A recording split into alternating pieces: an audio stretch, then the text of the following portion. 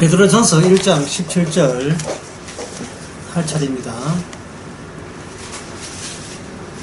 외모로 보시지 않고 각 사람의 행위대로 판단하시는 자를 너희가 아버지라 부른즉 너희의 나그네 있을 때의 두려움으로 지내라 라고 했고, 그 다음에 18절에 보면 너희가 알거니와 너희 조상의 유전한 망령된 행실에서 구속된 것은 은이나 금이 아니라 없어질 것을 한 것이 아니요 오직 흠없고 점없는 어린 양의 그리스도의 보배 필요한 것이라 이게 있죠. 이게 논리상 앞뒤가 안 바뀌가 있어요.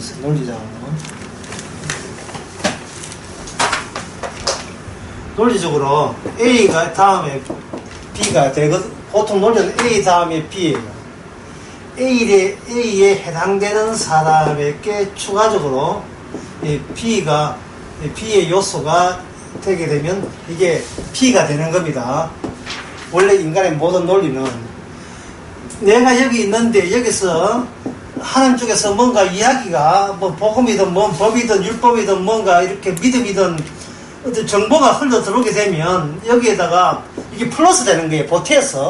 보태게 되게 되면 나는 여기 있고 추가해서 이 정보가 포함해서 나는 뭔가 달라진 B가 된다. A가 B가 된다. 동일 인물이지만 추가된 정보로 의해서 동일 인물이 B가 된다는 것이 우리의 논리입니다. 이게 우리 인간의 논리거든요. 뭐를 들었다는 것은, 배웠다는 것은 흘러보내라는 이야기 알잖아요. 예, 네 요소에다가 이 추가된 요소를 덧붙여라는 그런 이야기잖아요. 예, 뭐 설교, 교회 가는데 목사님이 설교할 때, 이거 안 들은 걸로 하시고 잊어버리세요. 이렇게 설교합니까? 그렇지 않잖아요. 오셨으면 요거 하나 더 보태시기 바랍니다.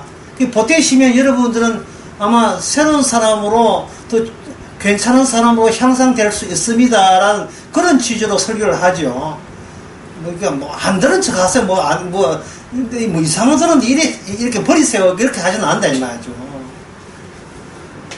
근데 이 논리가 오늘 본문에서는 사도 베드로전서에서는 이 논리를 용납을 하지 않아요. 허용되지 않습니다. 어떻게 형되냐면은 B부터 먼저 시작해서 이 거꾸로 가요. 논리가 거꾸로 가서 A라는 그 사실을 드러나는 것은 B에 이미 포함이 된 사람에 한해서만 A라는 사실이 들춰지는 겁니다. 그렇다면 보통 인간은 여기 베드로전서의 논리에 의하면 A 하기 전에 먼저 어디 쪽은 B로 가야 되는데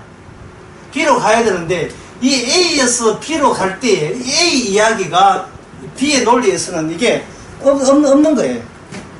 없다 이 말이죠.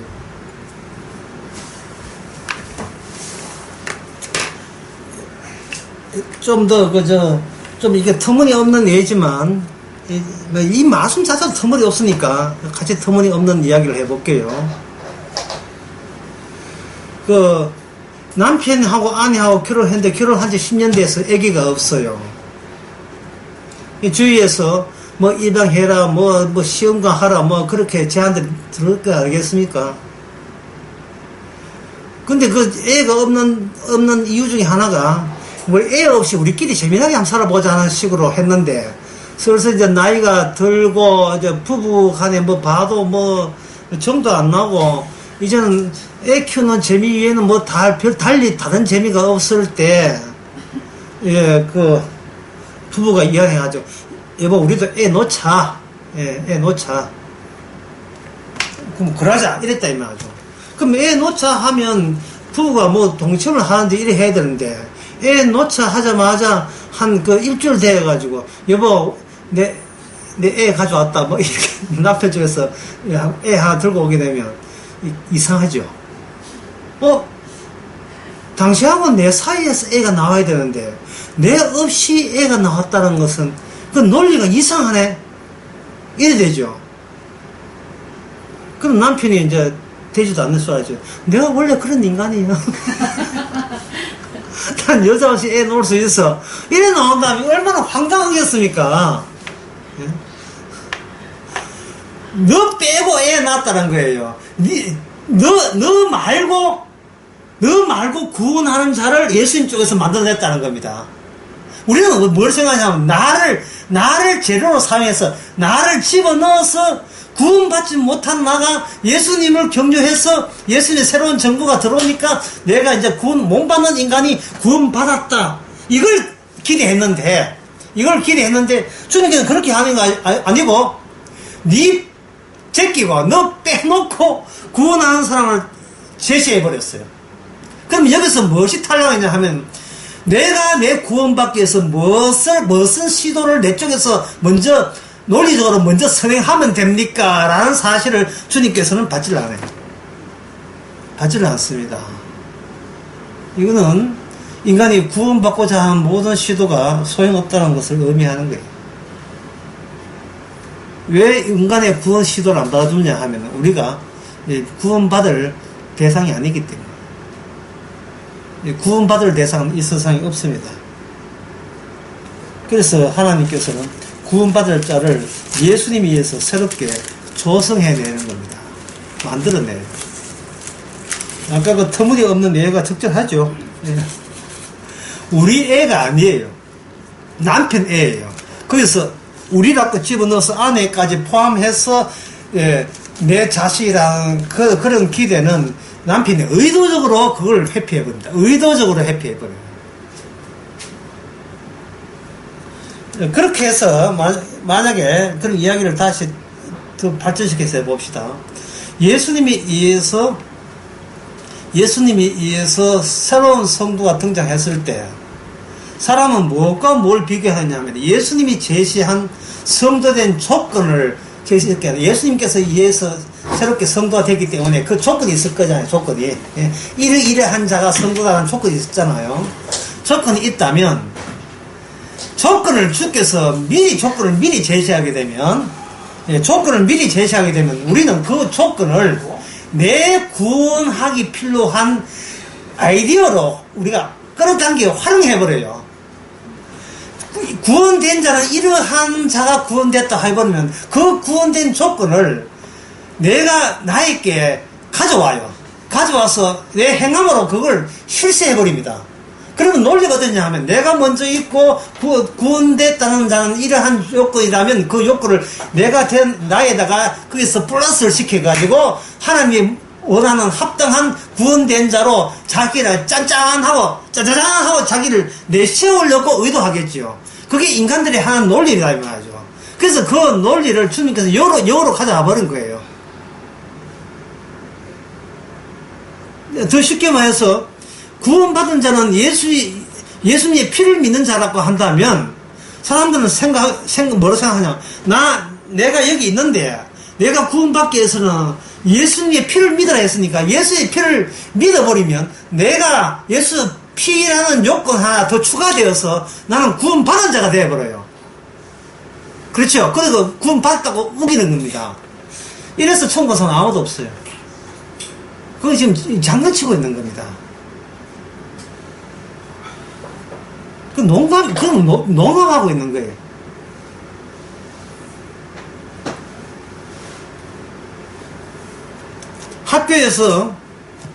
학교에서 승천님께서 이야기합니다.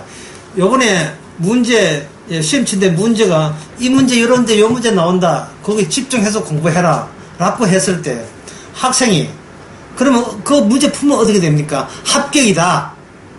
그러면 그 이야기 듣고 애들이 자기 자신을 합격시키기 위해서 선생님이 제출한 그 문제를 풀어서 선생님 풀었습니다. 저 합격이지요. 라고 제출을 하는 거예요. 그럼 선생님께서 나 이미 합격자 따로 다 뽑아놨는데 니 어디서 봤지? 선생님 제가 이 문제 풀었잖아요. 그게 어떻게 푼 게 돼야? 이게 어떻게 풀었어? 제가 보기에 이게 맞는데요. 이게 100점인데요. 그건 네가 봐서 그렇지. 네가 본 거예요. 문제를 조금 심화시켜 봅시다. 더 깊이 들어가 봅시다. 지금 나라는 이 자체도 괜찮은데, 괜찮고 점잖은 존재인데, 점잖은 사람인데, 단지 뭐가 필요하냐면, 구원받는 데는 이것 가지고 충족될까 하고 걱정하고 있었는데, 베드로가 하는 말이 예수님의 보배로운 피로 구원바 하니까 이 점잖은 것에다 플러스 뭘 보태냐면 예수의 피를 믿는다고 함으로써 점잖에다가 구원까지 받아버린 괜찮은 진짜 성도인데 괜찮은 성도로서 자기가 되겠다고 자기가 기대하죠. 근데 이게 합격자의 모습이라고 누가 이야기하냐? 본인이 이미 기대했잖아요. 본인이 이미 기대했다고요. 그런데 예수님이 만든 사람한테는 이런 종류의 인간이 예수님의 구원에는 이런 사람이 없어요. 이런 사람을 넣어준 적이 없습니다. 이건 괜히 인간들이 괜히 착각하고 있는 겁니다. 그러면 예수님이 구원받은 사람은 뭐냐? 예수님의 피를 믿는 사람이죠. 거기는 내가 예수 피 믿는 예수님의 피라는 논리에 의해서 후차적으로 생겨버린 사람을 구원된 자라 보는 거예요. 시작이 예수님의 피란 말이죠. 시작을. 예수님이 자기 피로 만든 사람이 구원받은 자예요. 이게 어려워요. 이게 어렵습니까? 하여튼 나는 아니에요, 무조건. 무조건 나는 아니에요. 예수님의 피로 구원한 사람이 등장하는 겁니다.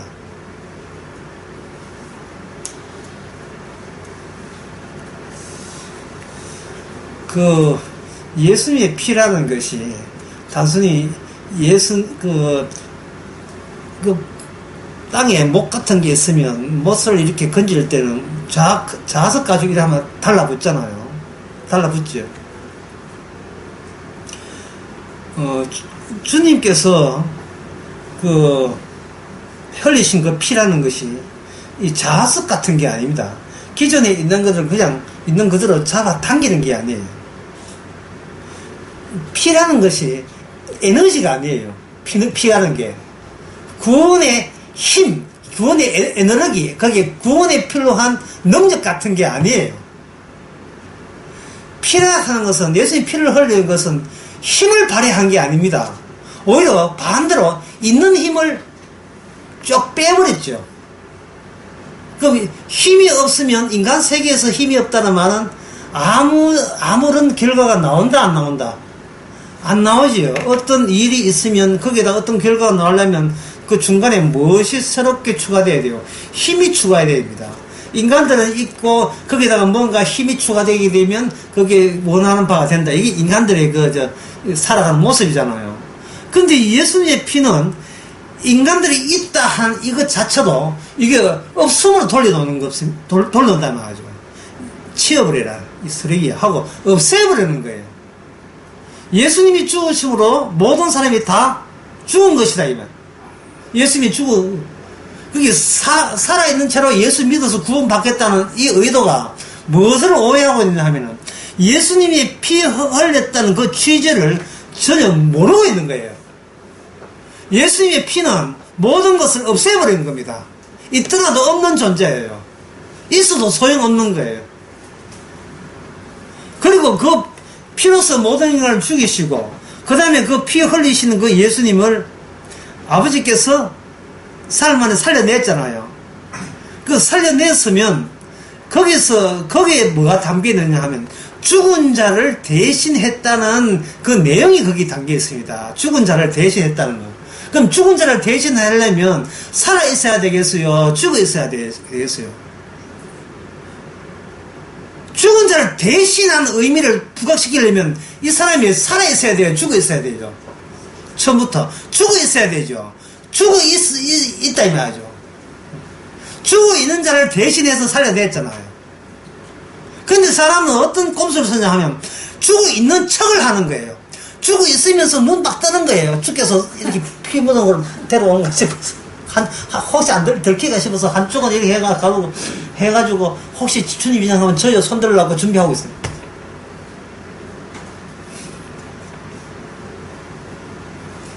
피라는 것은 죽은 척 하라는 말이 아니고 죽었다는 이야기예요.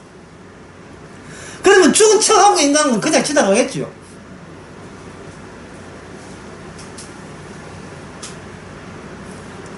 그럼 죽은 척을 하려면 그 죽은 척 하는 당사자가 살아야 돼요? 죽어야 돼요? 살아있어야 죽은 척이라도 한다. 연기를 할 수 있잖아. 결국 이거는 뭐냐면, 인간은, 살아있는 한, 죽은 척은 흉내낼 수 있어도, 살아있는 인간이 스스로 죽일 수는 없는 겁니다. 죽일 수는 없는 거예요. 제가 그 여러 번 이야기했지만, 그 수면 내시경 해보셨어요? 해보셨어요? 수면 내시경을 할 때, 이제, 호흡심 많은, 저같이 호흡심 많은 사람은, 정신이 말짱할 때와 정신을 잃을 때의 그 경계선이 궁금한 거예요. 그래서, 처음에 마취한다고 정신 뭐 이렇게 혼미하지 않잖아요. 정신 차리자. 내 정신 차리고 있으면 의사가 와서 이렇게 입 벌리고 들다 보면 내가 마치 마취된 것처럼 이렇게 간주해가지고 이렇게 할 것이다. 정신 차리자. 10번 하자. 정신 차리자. 7번 반 했는데 깨보면 벌써 회복실 가야 돼. 정신 차리자와 진짜 정신을 잃어버린 그 경계선은 정신 차리자 하는 상태에서는 절대로 그 경계선을 경험할 수가 없어요. 중요한 이야기 해주죠. 경험할 수 없다. 살아있는 인간은 죽은 척은 할 수 있지만 죽음의 경험은 인간에서는 배제되어 있어요. 할 수가 없습니다. 그러니까 우리는 뭐 해야 돼요? 기껏해야 죽은 척도 해야 할 수 있는데 죽은 척마저 주님 앞에 안 받아준다면 우리는 뭐만 하면 돼요? 그냥 사는 거죠. 그냥 막 사는 거죠. 아무리 해도 안 되니까. 예수님과 십자가 함께 죽어서 저는 죽었습니다 한 그 발언을 뱉는 순간순간이 지금 살아있기 때문에 그런 발언을 하거든요. 나는 그리스도와 함께 죽고 날마다 주께서 내 안에 삽니다 하고 발언을 내뱉는 자체가 나의 지금 진짜 죽은 게 아니고 지금 살아있으니까 얘는 흉내 내기를 합니다. 그 고백밖에 안 돼요. 이런 건 저는 결국은 우리는 경험할 수 없는 그것을 주님께서는 우리의 경험으로서 예수님의 피 속에서 제공해 주는 겁니다. 그러면 주님의 구원을 경험한 사람과 경험 못해가지고 경험하고 싶어서 환장한 사람과 그 차이점이 뭐냐? 그건 의외로 쉬워요. 그 차이점은 이제 경험하지 못한 자의 특징은 뭐냐? 죄 용서 받고 싶다는 거예요. 누가? 내가 죄 용서 받고 싶다예요. 그러나 이미 경험한 자의 특징은 뭐냐? 용서 받았다가 돼요. 수면 내시경을 하면서 의사 선생님이 곧 오겠지. 이건 아주까지 정신 말짱한 거예요. 맞나? 어떻게 한번 보세요. 이거 화면 대설되니까. 그런데 회복실에 있는 사람의 특징은 뭐냐? 끝났네. 끝났어. 뭐가? 수면 내시경 끝났어요. 내한테 의논도 하지 않고 협의하지도 않죠. 왜? 마취 들린 사람은 무슨 협의가 됩니까? 죽어 있는데. 요거 봐주세요, 저거 봐주세요, 뭐 이렇게 논의도 한 적도 없어요. 그냥 자기는 퍼져가지고 눕게 보니까 회복실에 와 있다며. 그러면 뭐냐? 끝났네. 이거 성경적 용어로 뭡니까? 다 이루었다. 다 이룬 거예요. 그 다른 사람이 묻죠. 당신은 어떻게 용서받았습니까? 주께서 하셨습니다. 그럼 그쪽에서 뭐 알아듣고? 주께서 하신 건 이해되는데, 나도 주께서 하신 걸 믿는데, 어떻게 했더니만 주께서 하셨습니까? 라고 자꾸 그 방법론을 제시하라고 자꾸 엇박지르는 거예요. 왜냐면 경험 못했기 때문에. 그 경험을 인위적으로 유발시키려고 하는 거예요. 조작해내려고 하는 거예요. 그러면 이렇게 물 수밖에 없어요. 당신은 왜 자꾸 용서 받고자 하십니까? 라고 물으면 그쪽에서 하는 말이, 내가 살면서 보다 돈벌러 보니까 죄를 맞아서 그렇습니다. 그러면 이렇게 이야기하세요. 죄 지었으면 지옥 가야지요. 그게 얼마나 큰 욕심입니까? 죄는 죄대로 지어놓고 지옥은 안 가려고 하고.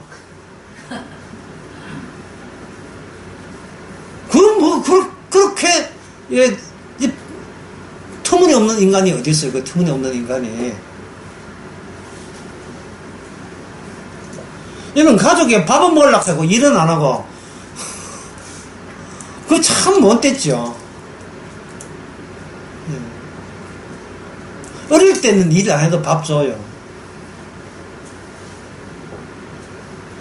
그런데 뭐 20몇 살쯤 돼가지고 지 좋다고 남자 만나가지고 그렇게 집에서 말려도 20대 초반에 철도 모르고 또 결혼해놓고 20대 후반에 가가지고 이렇게 둘이 막 한바탕 때 한맞짱 뜨고 싸워놓거든. 어머 나 갈라서 싸우고 이렇게 왔을 때, 네가 갈라서고 하는 건 좋은데 이제는 엄마 이렇게 사실 친정에 엄마 왔으면 이제 갈라서고 영 왔으면 밥벌이를 해야 돼요. 그런데 꼭 석다서에 없는 것들이 뭐냐면, 옛날 시집가기 전에 이건 내 방, 이건 엄마 용돈도 하는 그 행세를 이미 엄마 늙어가는 엄마한테 또 거짓하고 있는 거예요. 그럴 때 엄마가 호되게 해줘. 니는 이제 네 밥벌이 해라. 예? 밥에다 얻어먹지 말고 네가 설거지하고 네 밥하고 네가 빨래하고 네 거 다 해라. 내가 이 늙어가지고 네 거까지 해야 되느냐.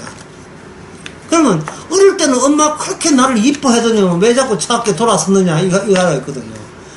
네 밥벌은 네가 해야지 그래.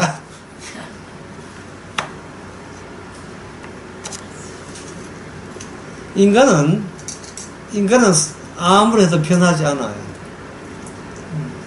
변하지 않는 바는 그 10대, 20대 했던 그 철 행세가 그대로 가는 거예요. 그러나 하나님이 원하는 것은 뭔가 달라지기를 원해요. 네가 그 말이 맞는 거예요. 10대, 20대는 일할 능력이 없기 때문에 준 거니까 이건 봐주는 거죠. 이제 어머니의 은혜죠, 은혜. 근데 다 컸으면 어떻게 돼요? 이제는 은혜 시효가 끝난 거예요. 나이 40, 50대 해가지고 빌빌 놀면서 맨날 홈쇼핑만 하고 이래가지고 밥도 엄마가 80대 엄마가 빨리 해주고 다 이래야 돼요. 아니죠. 어느 게 정상입니까? 지 밥은 지가 하는 게 정상이죠. 그동안 정상이 아니던 것이 일할 수 있는 능력이 어리기 때문에 밥벌이 할 때까지 봐주고 있었던 거죠. 우리가 이게 살아있는 게 봐주는 거예요. 주님께서. 진작에 지옥 보내도 우리는 할 말 없어요. 하나님께서 봐주니까 계속 봐주는 줄 알고 착각하고 있어요. 네? 나중에 지옥 가거든 그런 소리 하세요. 그때는 세상에서 살 때는 이렇게 하늘에서 공짜로 비 주고 햇빛 주고 하던데, 그거는 봐주는 거잖아요. 그 로마서 1장 나온 이야기입니다. 마태복음 5장에도 나오죠. 선인과 악인에게 햇빛 주신다고. 이거는 악한 줄 알지만 봐주고 있는 거예요. 어디까지 봐줍니까? 마지막에 인자 오기 전에, 올 때 되면, 지옥 가게 되면 봐주는 거 끝났습니다. 봐준 게 끝났어. 그러니까 제가 이야기하는 것은 자기 주제 파악하라 이 말이죠. 예? 내가 구원받고 싶다고요. 그거는 자기 분수를 모르는 거예요. 구원받고 싶었다고 이야기하면 안 되고, 예. 왜 지옥 갈 사람을 왜 자꾸 민기직 계속 살려두십니까? 이렇게 나야 정상이라는 말이죠. 근데 그렇게 고백하는 사람 누구냐 하면 이미 1번이 아니고 어느 쪽입니까? 2번. 구원받은 사람의 입에서는 그 이야기가 나오는 겁니다. 다시 베드로서 한번 봅시다.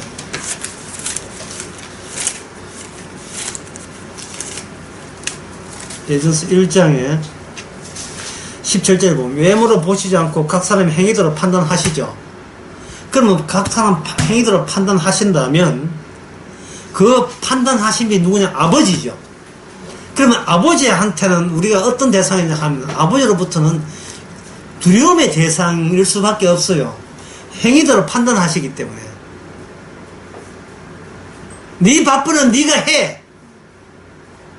그리고 조금이라도 잘못했으면 성경의 구약부터 율법부터 나오죠. 잘못했을 때는 그냥 지나가지 않죠. 잘못했을 때는 거기에 해당되는 저주와 심판이 책벌이 따박따박 주어지잖아요. 지금 아버지와 우리 사이가 그런 사이란 말이죠. 그리고 그것이 당연해요. 너무 심한 거예요. 당연하지요. 이 법이라는 것이 왜 있습니까? 법이라는 것은 벌 주려고 있는 거예요. 그럼 법이라는 건 벌 주려고 있는 것이라면 죄가 없는 곳에 법이 있을 리가 없잖아요. 예. 이미 이쪽 동네가 뭐다? 지금 한창 뭘 만든다? 죄가 나온다는 것을 의식하고 법을 내리는 겁니다. 소돔과 고모라에 괜히 시비를 하고 가신 게 아니잖아요. 소돔과 고모라에 천사가 하기 전에 소돔과 고모라에서 뭐가 자꾸 올라옵니까? 완전히 그 불신감 받을 만한 죄들이 올라오잖아요. 그래서 간 거예요. 갔을 때 아브라함이 말렸습니다. 10명만 있어도, 봐주세요. 10명만 있어도. 왜냐면 10명만 있어도, 여인 10명이 함께 죄인과 함께 당한다는 것은, 이거는 정의는 하나님의 모순된다는 겁니다. 어떻게, 악인이 당하는 것은 당연한데, 의인이 당하는 것은, 이게 너무 심하지 않느냐는 거예요. 그럼 하나님 뜻은 이겁니다. 만약에 의인이 하나도 없다면 어떻게 할 거냐? 그럼 당연히 멸망해야 되죠. 없다는 거예요. 하나님 보시기에. 없는 거예요.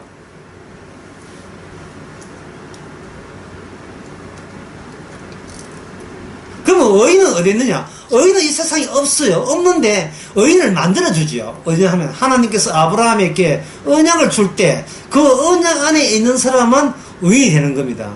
그 아브라함의 기도에 의해서 하나님의 죄인이지만 언약 범죄에 들어온 사람이 아브라함의 조카 롯이에요.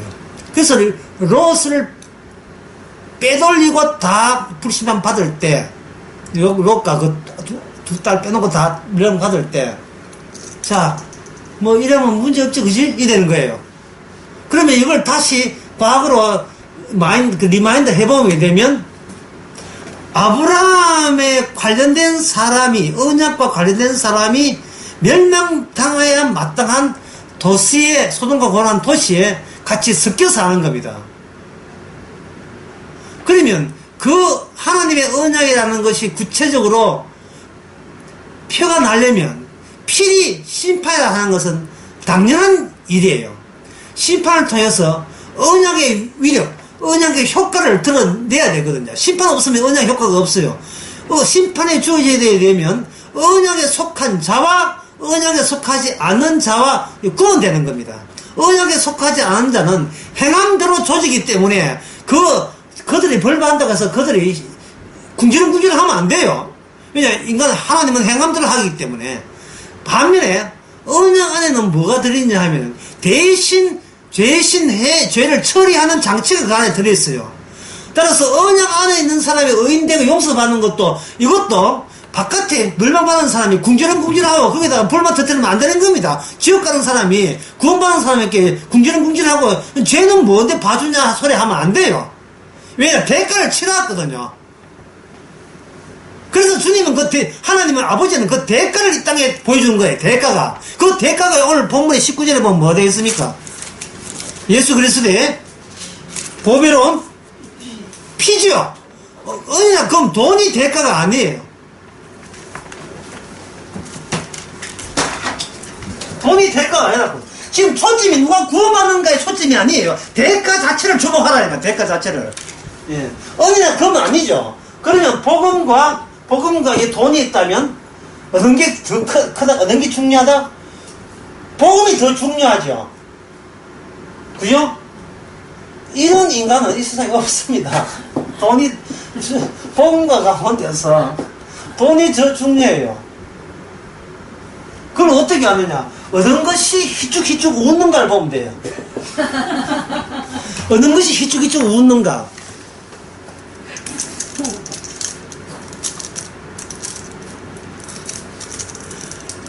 교회 가서 복음을 들었던 게 희죽희죽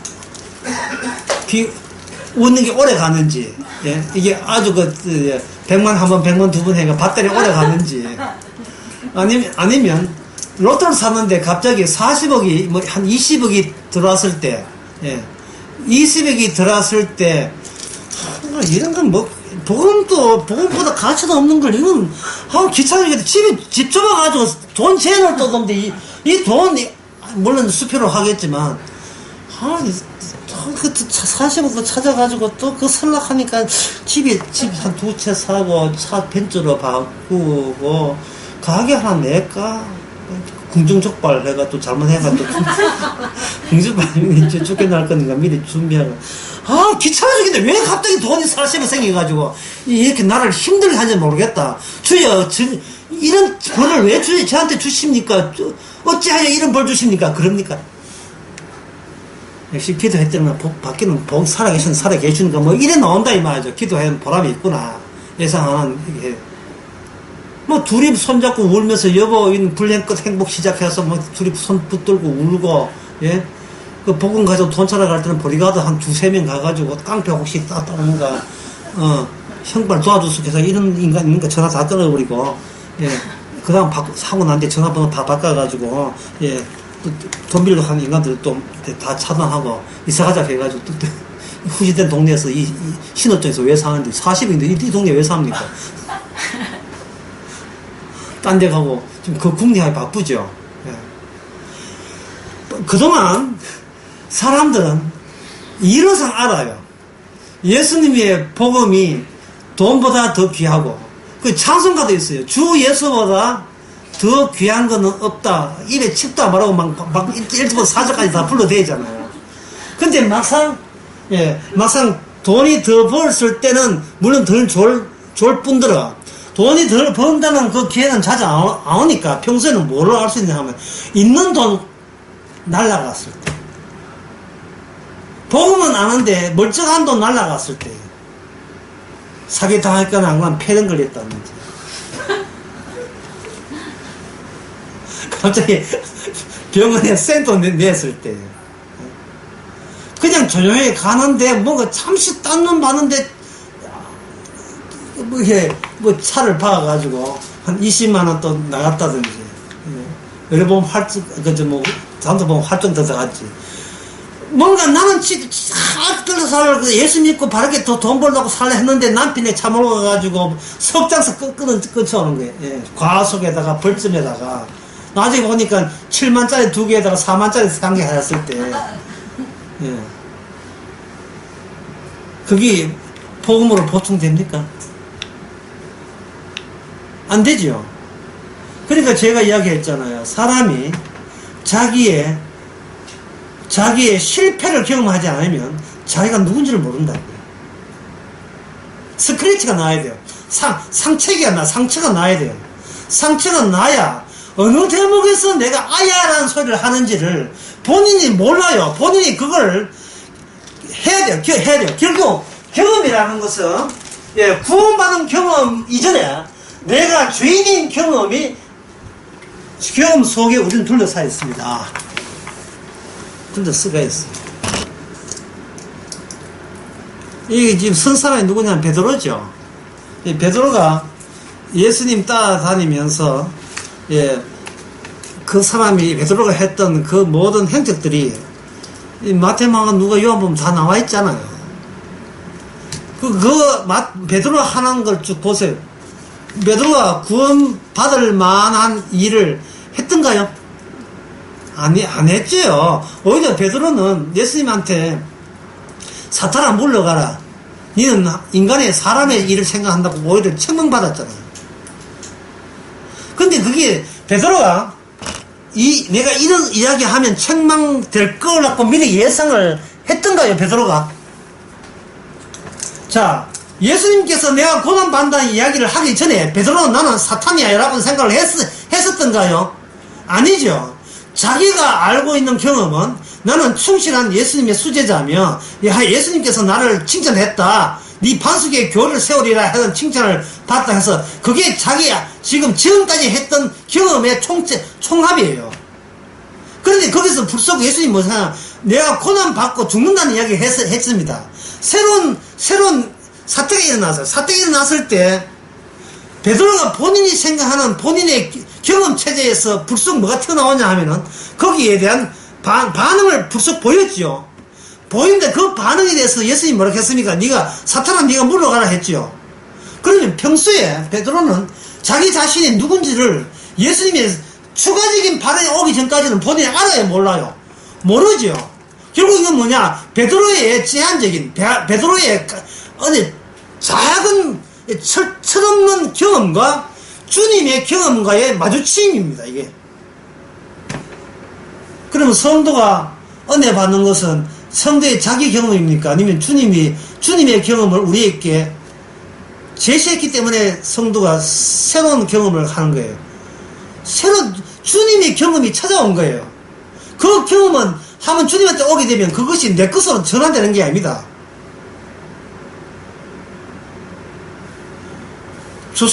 주사기 가지고 의사 선생님이 환자에게 팔뚝에다 주사를 놓게 되면 그 주사액은 받지만 주사바늘 또 환자가 똑 떼가지고 내 거다. 예. 이렇게 하진 않잖아요. 그렇죠? 주사 바늘을 링글 이렇게 꼽으면 꼽은 채로 한 시간, 4시간 있고 3시간 있고 링거액이 계속 들어오잖아요. 그러면 링거 주사는 계속 여기 남아 있어야 돼요. 주님이 주사 바늘이 우리 몸 안에 줘야 된단 말이죠. 있어 줄 때 우리는 뭐가 됩니까? 주님의 경험이 침투한 셈이 되고 주님의 경험 앞에서 우리가 갖고 있는 우리의 경험은 죄다 죄 아니다. 죄가 되죠. 그래서 죄인이 구원받는 거예요. 그래서 죄인이 구원받는 거예요. 우리가 하고 온 경험은 죄가 되는 겁니다.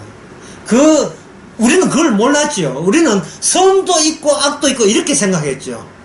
선과 악 그 자체도 몽땅 다 죄가 되라는 것은 감히 상상도 못했어요.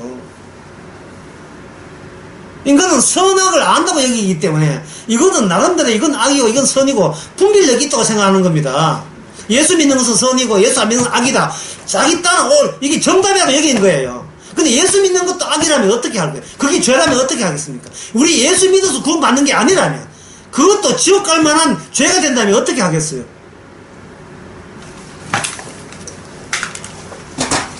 아주 쉽게 이야기해서 인간의 그 경험이라는 것을 내가 되새기려면 나는 죽어 있으면 안 돼요. 내 경험을 내가 판단하면 나는 살아있어야 돼요. 그런데 예수님의 경험은 우리를 이미 십자가에 죽여버린, 자기 백성에게 죽어버리는 경험이기 때문에 예수님의 경험은 우리는 거기서 산 자가 아니고 죽은 자가 되겠죠. 죽은 자인데 죽은 자에 대한 원인이 뭐냐? 우리 죄 때문에 죽었잖아요. 그렇다면 죽은 자의 경험은 뭐만 나와요? 의는 안 나오고 뭐만 나옵니까? 죄만 계속 나오는 거예요. 내가 하는 살아있으면서 예수님부터 링거 꼽아서 나오는 그 피를 수혈 받을 때, 그래서 피를 먹고 살을 먹으면서 영생을 얻는데 그 피와 살을 먹는 그 모든 그 바탕은 죄와 죄의 연발로 계속해서 나오는 겁니다. 그래서 죄가 나오는 그 즐거움이 있어야 돼요. 이것마저 죄라는 기쁨이 있어야 됩니다. 저는 이것이 어렵고 여기는데 그것마저 뭐로 변한다? 죄로 바뀌게 될 때 그것이 바로 누구 경험에 촉발된 주님의 십자가로 촉발된, 그 정확하게 말해서 십자가 안에 있는 자에게만 경험되는 그러한 경험. 나는 죽은 자로 간주하시고 주께서 죽은 자를 다루심으로써 예수 안에서 산자가 된다는 그 경험을 계속하는 거예요. 죄로 인해 죽고 의로 인해 산다 할 때 그 중간에 뭔가를 집어넣어야 돼요. 죄로 이어 죽고 그 다음에 뭐냐면 대신에 많이 들어가야 돼요. 죽은 자를 대신해서 의가 활달하게 반응을 나타내는 겁니다. 의가 뭘 대신한다? 죽은 우리를 대신해서 우리 안에서 장렬하는 거예요. 그 대신 빼버리면 죽은 내가 살았다, 또는 나는 죄인인데 의인이다 이러면 이 죄인이야 의인이야 분명히 해야라고 한다면 죄인인데 의인이다 죄인이다 이래 돼버려요. 예, 루터도 헷갈려가지고 지도 나중에 무슨 의인지 몰라요. 그 유명한 신학자 17세기 루터도 마찬가지고 16세기 루터도 마찬가지예요. 대신 인간의 구원이 주목이 아니라니까요.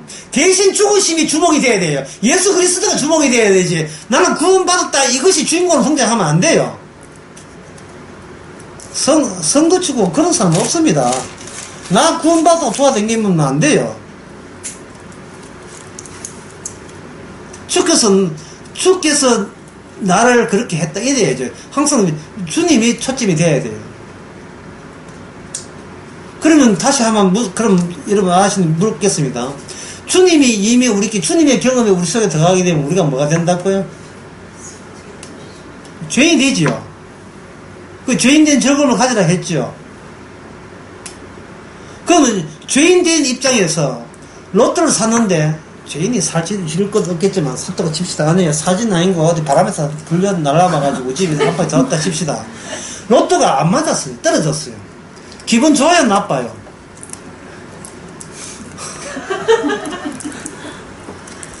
그게 기분 좋을 것도 기분 좋을 것도 없지요. 예.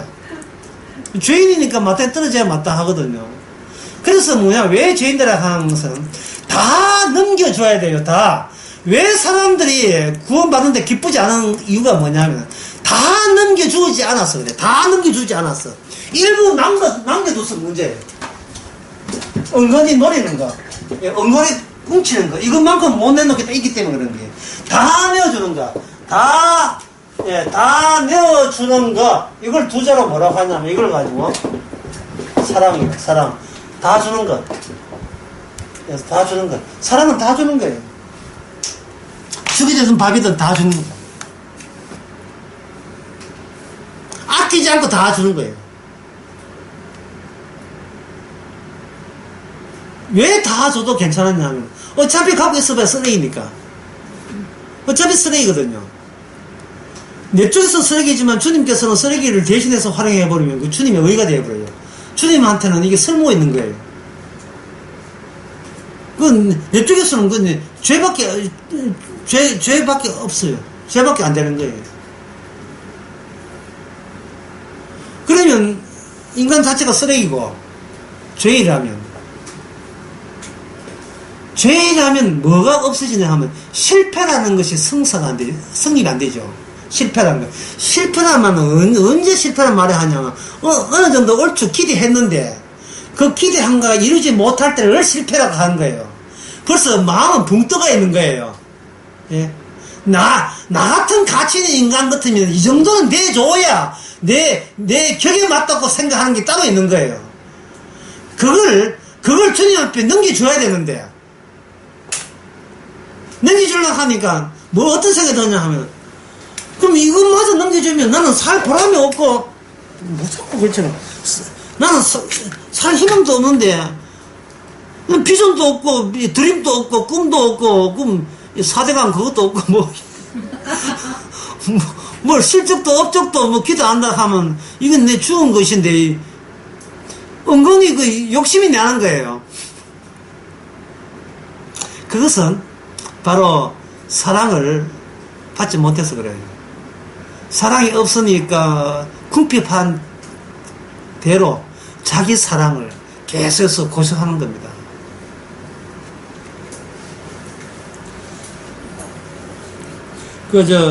목사가 되었으면 꿈에 막 이런 게 나타나요. 뭐다 하면, 목사가 되면 꿈에도 목사다운 죄들이 지어요, 꿈속에. 꿈속에 보게 되면, 지금 꿈입니다. 교인들이 이만큼 왔는데, 11시에 예배를 드려야 되는데, 벌써 10시 10분 남았는데, 또 옷도 안 입고, 설교 준비도 안 돼 있어요. 근데, 사택이 바로 교회 옆에 있어가지고 뒤에서 좀 준비 찬송 소리가 막 들리는 거예요. 그러면 급하죠. 지금 들어가야 되는데. 근데 막 준비한다고 그거 치니까 벌써 11시 넘었어. 꿈속의 이야기입니다. 11시 넘었어요. 11시 넘어서 그 장로님들이 강대상 웅성스럽지만 목사님 오늘 뭐 오시는 말이야. 그럼 다른 분 시키지. 그 다른 분이 설교하고 있는데 나는 지금 옷 입고 나가면 다른 분이 설교하고 있어. 그런데 어디 입고 나가니까 벌써 예배 끝나고 다 가버렸어. 자, 이런 스토리, 꿈의 스토리에서 문제점이 뭡니까? 방금 내가 힌트를 그렇게 줘도 이 문제점이 뭐예요? 예, 시옷, 피업이. 뭐를 의식한 거예요? 실패를 의식한 거예요, 실패를. 꿈이라 하는 것은, 예, 나의 여망을 이루지 못할 상대에 어떤 공포감이 거의 꿈이 되거든요. 예, 불안감 같은 거. 그렇다면 이거는 준비를 할 때 혹시 실패하면 어쩌나가 이게 꿈에 나타난 거예요. 이 말은 뭐냐면 나는 뭐 해서는 안 된다? 나는 절대로 실패해서는 안 된다는 이야기입니다. 무슨 근거로 본인은 실패 안 해야 되는데? 왜 본인만은 실패를 안 해야 될 존재라고, 어디에 성경, 어느 근거에서 그렇게 우기는 겁니까? 없지요. 그런 근거 없지요. 그래서 꿈이라 하는 것은 바로 인간의 죄악된 경험들이, 예, 의식이 중단된 상태에서 그게 눈치 없이 코치 없이 마구 등장하는 겁니다. 그렇다면 그 꿈 이야기를 계속 해보면 그 다음부터는 어떻게 하냐. 그 꿈을 꾸고 난 뒤에 그 목사는 이제는 벌써 한 10시 반 되면 단단히 준비하겠죠. 꿈에서. 예, 미리 경고했다고 생각하시고 단단히 준비하겠죠. 그러면 결국 뭐예요? 나는 실패하지 않고 계속 내가 원하는 것을 성공하겠다는 겁니다. 이게 대신하심이 거기서 표출될까요? 주님의 대신하심이 거기서 나오는 겁니까? 예. 그래가지고 그 목사 설교 예수의 피에 대해서 설교합니다. 본인 경험은 예수의 피의 경험이 아니면서도 본인은 예수의 피의 경험에서 죽지 않는 상태에서 자기 실패 안 하겠다는 경험으로 충분한 가운데서 무슨 이야기가 성경에 나와 있다고, 베드로전서 1장 나와 있다고 보배는 피에 대해서 언급을 하는 거예요. 그리고 설교 제대로 했다고 스스로 자부하고 흐뭇해 하는 겁니다. 그 인간 진작 죽어야 돼요. 예. 죽어야 정신 차리지. 인간의 이상은 실패를 두려워 안 할 수가 없어요. 그리고 인간은 보듯이 생각만 해도 뭔가 모든 게 목적과 목표를 자기가 임의대로 정하게 마련이고, 그 목적과 목표라 하는 것은 자기의 욕망과 그리고 현실상과의 그 괴리, 그 격차만큼 그만큼 이게 강렬하게 나오게 되어 있어요. 그 폭만큼. 되고 싶은 건 저쪽인데 내가 그게 위험했을 때 그 화가 나는 거예요. 분노가 일어나는 거예요. 거기서 가만히 있을 수가 없어요. 어떤 행함이든지 기도든지 뭘 하고자 하는 겁니다. 한 걸 메꿔서. 자, 메꿨다 칩시다. 이제 메꿨다 칩세요. 예. 만약에 내가 어떤 여자를 사랑하는데 그 여자는 원치 않아요. 근데 생각해 봅시다. 그 여자를 내 원하는 대로, 예, 나를 사랑한다고 칩시다. 그 다음에 뭡니까? 그 다음에 뭘까요?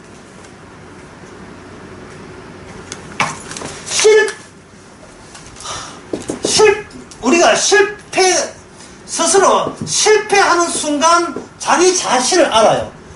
다음에 성공해야지. 이래 되면 안 되고, 실패하는 순간 나는 실패할 고난도 없고 자격도 없는 정도로 애초부터 실패였다는 것이 돼야 돼요. 그러면 애초부터 내가 패배자라면 현재 있는 그것을 내가 끙끙대지 말고 누구한테 넘겨줘야 돼요. 대신 해결하신 주님의 몫으로 내가 쥐고 있지 말고 주님한테 넘겨줘야 되죠. 넘겨주게 되면 우리는 빈터가 되죠. 빈터가 되는 순간에 아침에 밥 먹고 점심때 밥 먹고 하는 이 모든 것이 뭐냐면 그동안 놓쳐버린 감사거리가 되는 겁니다. 감사거리. 주님 옆에 왜 감사 나오냐 하면 모든 걸 넘겨주지 않아서 그래요. 내가 노리는 게 있기 때문에 감사가 나올 수가 없어요. 나름대로의 성공을 기대하기 때문에 주님이 주신 보혈의 피가 그다지 좋아지지 않아요. 그거 어디다 써먹는데 이랬다 이 말이죠. 내 조그만 소망도 안 이루어주는데 그거 어디다 써먹는지 왜. 예수의 피는 예수의 피고 나는 내 포부를 이루겠다는 이 야무진 자기의 각오 같은 게 있거든요. 결심 같은 거야.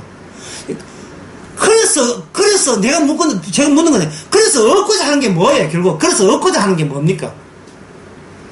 야무진 가고 다 좋은데, 그래서, 결국 그것을 챙기고자 하는 게 뭐예요? 대신을 제거해버리는 겁니다. 나는 내 힘으로 살아왔다고 그렇게 외치고 싶은 거예요. 그게 바로 쓰레기예요. 하나님 보시기에. 그게 저주받을 지옥 가도 할 말이 없는 거예요. 지옥 가는 사람들, 그런 사람들 많습니다. 다 울글거려요. 그 지옥 가는 사람은 평소에 어떻게 살았는지 한번 생각해 볼까요? 그건 10분 쉬고 합시다.